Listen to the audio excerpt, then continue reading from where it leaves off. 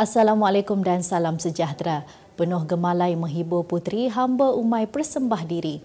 Terus bersama saya Umar Wahid dalam 15 minit MMTV edisi 15 Jun 2023. Kita ke berita utama.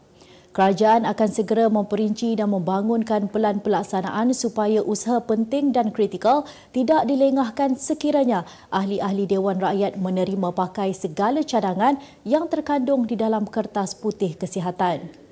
Menteri Kesihatan Dr. Zaliha Mustafa berkata, inisiatif reformasi sistem kesihatan melalui Kertas Putih itu disifatkan sebagai pelaburan baik untuk negara yang memberi impak kepada peningkatan akses rakyat demi perkhidmatan kesihatan berkualiti dan saksama. Jelasnya, impak melaluinya juga diyakini memantapkan perlindungan sosial dan risiko kewangan selain memastikan sistem kesihatan negara lebih mapan dan berdaya tahan.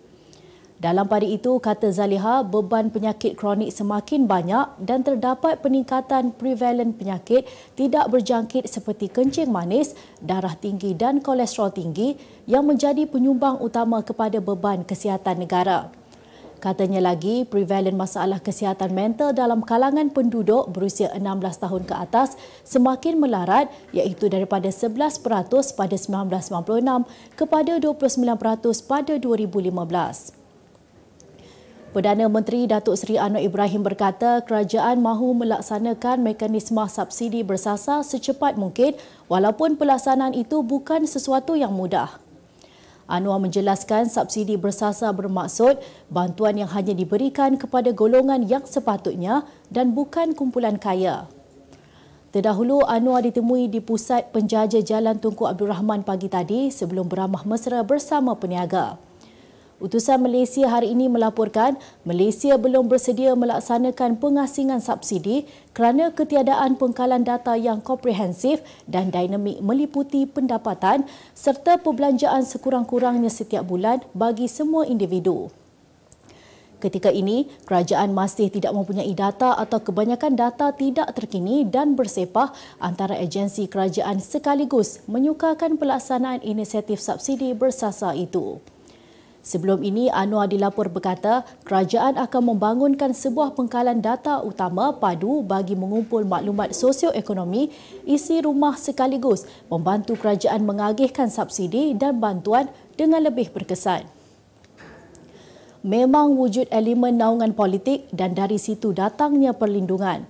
Itu kenyataan yang dikeluarkan oleh Menteri Dalam Negeri Datuk Seri Saifuddin Nasution Ismail yang menegaskan wujudnya pembambitan orang politik yang melindungi aktiviti perjudian atas talian di negara ini.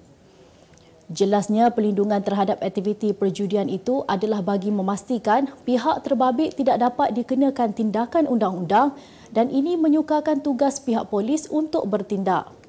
Saifuddin dalam ucapannya di Dewan Rakyat hari ini turut berkata, pihak yang menyediakan platform perjudian dalam talian itu mampu mengaut keuntungan sekitar 200 juta ringgit seminggu.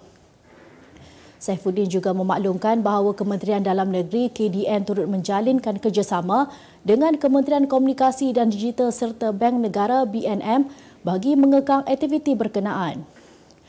Dalam perkembangan sama, Kerajaan Perikatan Nasional di Perlis tidak akan memperbaharui lesen premis perjudian di negeri itu selepas tamat tempoh operasi tahun hadapan selaras dengan pendirian mereka menghentikan aktiviti perjudian selepas mengambil alih pentadbiran kerajaan negeri.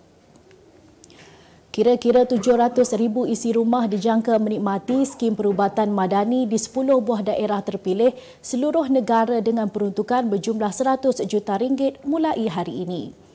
Menteri Kesihatan Dr. Zaliha Mustafa berkata, penerima manfaat daripada dalam kalangan penerima sumbangan tunai rahmah STR secara automatik boleh mendapatkan rawatan percuma melalui skim itu di pengamal perubatan swasta umum GP yang berdaftar. Menurut beliau, mereka boleh mendapatkan beberapa kali rawatan percuma sehingga peruntukan bagi setiap isi rumah habis iaitu sebanyak RM250 bagi setiap isi rumah berkeluarga, RM125 bagi warga emas tanpa pasangan dan RM75 bagi kategori bujang. Jelasnya, ia merupakan satu inisiatif rintis kerajaan bertujuan menampung keperluan kesihatan golongan B40, terutamanya dalam mendapatkan perkhidmatan penjagaan prema akut, rawatan pesakit luar kes-kes akut DGP. Antara perkhidmatan percuma yang ditawarkan seperti konsultasi, pemeriksaan, ubat-ubatan, prosedur dan rujukan akan diberikan DGP kepada penerima manfaat mengikut pakej yang ditentukan. Utusan Malaysia dan Cosmo melancarkan satu lagi produk terbaru. Apa yang ada dalam Iklaneka?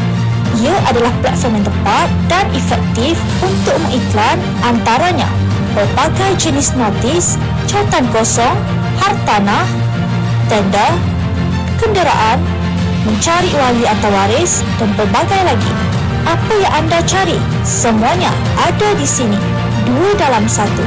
Layari iklaneka.utusan.com.my. Kita kembali lagi. 5 remaja lelaki dipercayai terlibat dalam kes insiden membaling batu ke arah sebuah lori di kilometer 253.3 Lebuh Raya Senawang, Seremban pada Isnin lalu telah berjaya ditahan polis. Ketua Polis Daerah Seremban, Asisten Komisioner Arifai Tarawi berkata, sepasukan anggota respon tim Balai Polis Senawang telah berjaya membuat tangkapan ke atas 5 lelaki untuk siasatan lanjut berhubung kes berkenaan.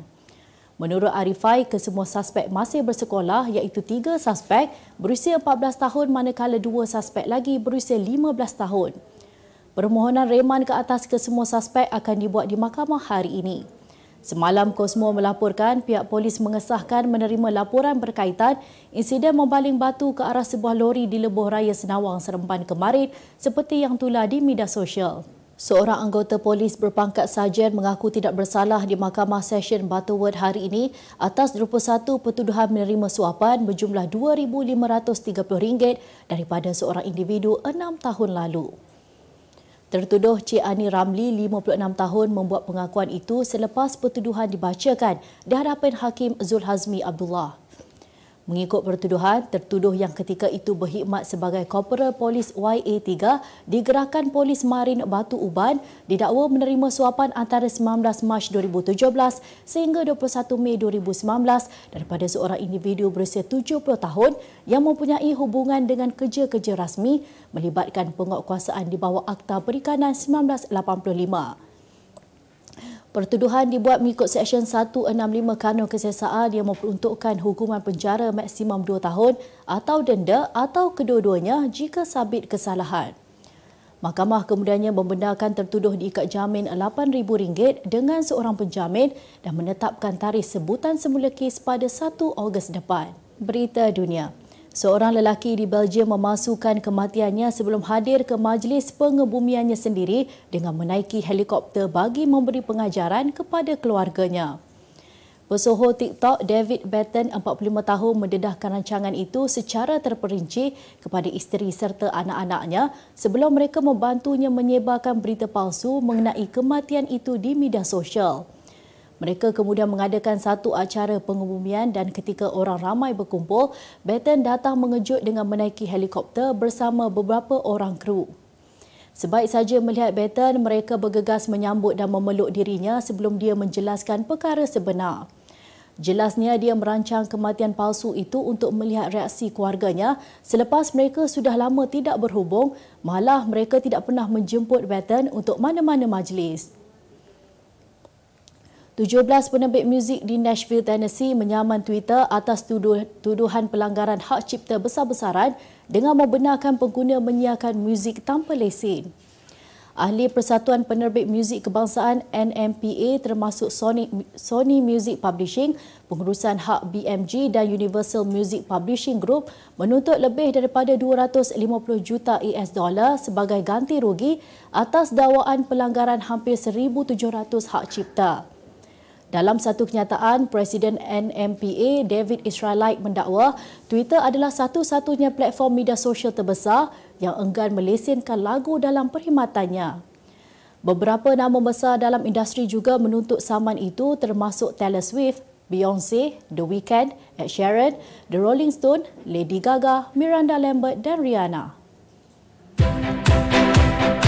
Memaskini pengetahuan anda tentang isu ekonomi dan pasaran. Merangkumi sektor hartanah, perniagaan, keuangan, komoditi, IKS, halal niaga dan dunia korporat.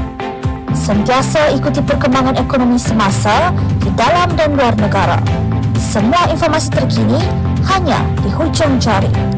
Dapatkan edisi ringgit setiap Isnin hanya di Akhbar Utusan Malaysia. Kita kembali lagi. Berita ekonomi. Perusahaan automobil kedua Sdn Bhd Pro 2 memperkenalkan model baharu Azia E bertransmisi manual dengan harga mampu milik hanya RM22,000 tanpa insuran. Presiden dan Ketua Pegawai Eksekutif Pro 2, Datuk Seri Zainal Abidin Ahmad berkata, model terbaru adalah khas untuk golongan berpendapatan rendah. Azia E merupakan model paling murah yang pernah diperkenalkan oleh Pro 2 sejak model pertamanya kancil yang dilancarkan pada Ogos 1994 dengan harga RM24,800. Beliau berkata tempahan mula dibuka hari ini manakala penghantaran dijangka adalah dalam tempoh beberapa hari selepas tempahan. Tambahnya lagi, model berkenaan adalah berdasarkan model Pro 2 Azia yang diperkenalkan pada 2017 dan ia diperakui dengan penarafan 4 bintang Asian NCAP oleh Institut Pendidikan Keselamatan Jalan Raya Malaysia MIROS. Kementerian Kewangan MOF memaklumkan jumlah perbelanjaan subsidi kepenggunaan bagi tahun 2022 adalah sebanyak RM66.3 bilion. Ia merangkumi subsidi petrol, diesel dan gas cecair memasak, skim subsidi minyak masak, subsidi bil elektrik dan subsidi harga ayam dan telur yang merupakan antara subsidi dengan perbelanjaan terbesar. MOF berkata lagi kerajaan sedang meneroka langkah untuk menambah baik pemberian subsidi secara lebih bersasar untuk terus memelihara kebajikan dan kesejahteraan rakyat. Malah, kerajaan juga sedang mengkaji pelaksanaan pemberian subsidi diesel secara bersasar berasaskan kepada model yang bersesuaian dan kebolehtlaksanaan. Kita ke berita sukan. Kelantan United mengumumkan bekas pengurus Chiang Mai United Elton Silva sebagai ketua jurulatih baharu bagi menggantikan Thomas Trucha. Pengarah Eksekutif Kelantan United Wan Muhammad Zul Ikmal Wan Abdul Aziz berkata, Elton dilantik berpandukan kepada pengalaman luas yang dimiliki beliau yang dilihat sudah masak dengan persekitaran bola sepak Asia Tenggara. Katanya kehadiran jurulatih berusia 56 tahun itu akan membentuk gandingan bersama penolong jurulatih Nazrul Erwan Makmur dan Tengku Hazman Raja Hassan dilihat mampu menambah sengat sang kijang hijau untuk memperbaiki kedudukan dalam carta Liga Super selepas menduduki tempat ketiga tercorot pada pusingan pertama. Pada 8 April lalu, Utusan Malaysia melaporkan Kelantan United melakukan tindakan drastik dengan merehatkan Thomas Trucha sebagai pengendali pasukan berkenaan. Tindakan merehatkan pengendali kelahiran Republik Czech itu dipercayai berpunca daripada aksi lemau yang diperagakan oleh skuad sang kijang hijau ketika ini. Bekas juara dunia Aaron Chia Soh Woo Yi meneruskan rentak cemerlang dalam Terbuka Indonesia 2023 apabila mara ke suku akhir kejohanan tersebut yang berlangsung di Istora Senayan Bung Karno, Jakarta tengah hari tadi. Kem negara berjaya menundukkan gandingan Choi Soo-kyu Kim Wong-ho dari Korea Selatan pada aksi kali ini. Malaysia bangkit daripada ketinggalan untuk mengikat kedudukan 19-19 sebelum mengesahkan kemenangan pada set pertama dengan 21-19. Gandingan nombor 3 dunia itu mengekalkan corak permainan dan menang dengan keputusan 21-16. Sementara itu, hasrat beregu campuran negara Tan Kiang Men lan Beijing untuk meneruskan kemarahan tidak kesampaian selepas tewas di tangan beregu tuan rumah Rinov Rivaldi Pita Haning Tias Mentari. Sebagai penutup 15 minit MMTV hari ini, saksikan laporan cuaca esok Jumaat 16 Jun 2023. Jangan lupa dapatkan Akhbar Utusan Malaysia dan Kosmo untuk berita-berita terkini dan menyeluruh. Sekian sahaja daripada saya Umar Wahid. Assalamualaikum dan jumpa lagi.